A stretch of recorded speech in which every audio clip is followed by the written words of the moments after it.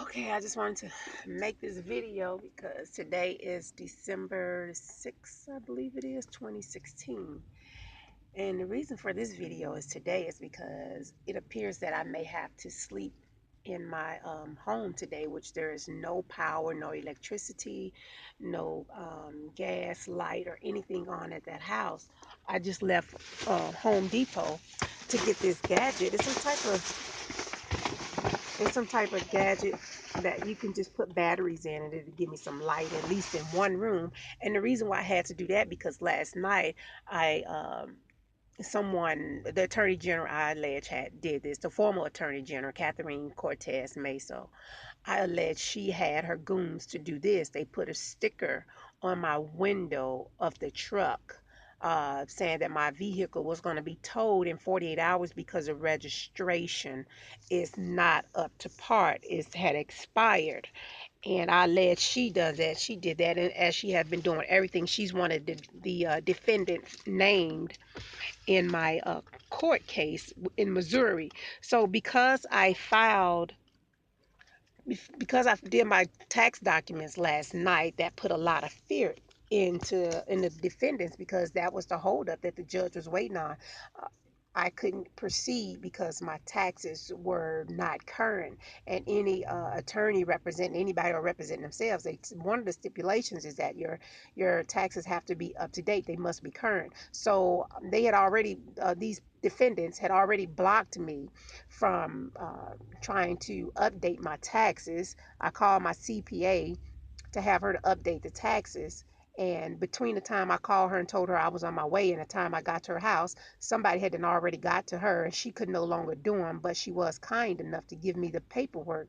And I attempt to do it myself, which I did do it last night. Well, that feared someone because, again, there was a sticker on my door saying they were going to tow it in 48 hours. Now, mind you, I'm in the inside a gated community, parked in front of the young lady's house that I'm staying with. And this is late at night. Somebody put a sticker on my window to say 48-hour tow because of my registration.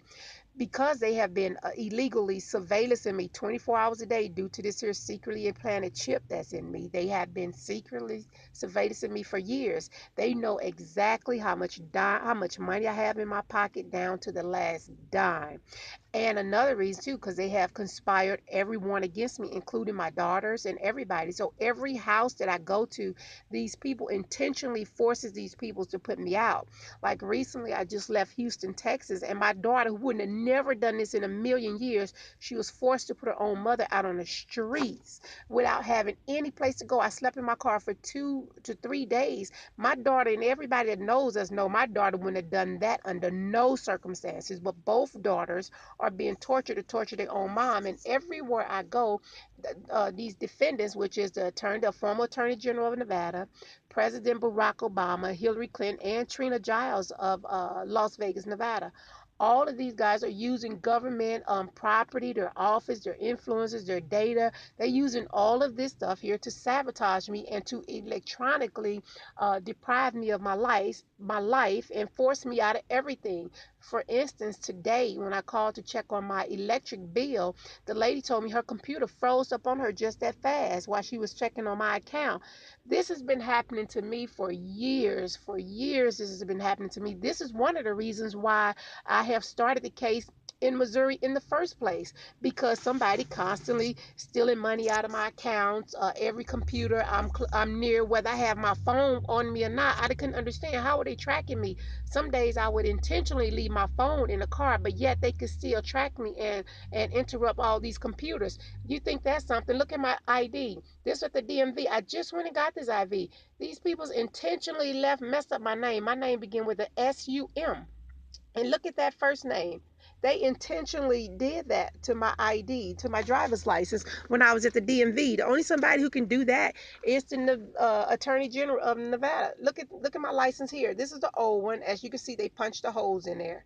And look at that's the old one in comparison to the new one. Look at this. Now, who does all of this torture? Who does all of this intentional tort?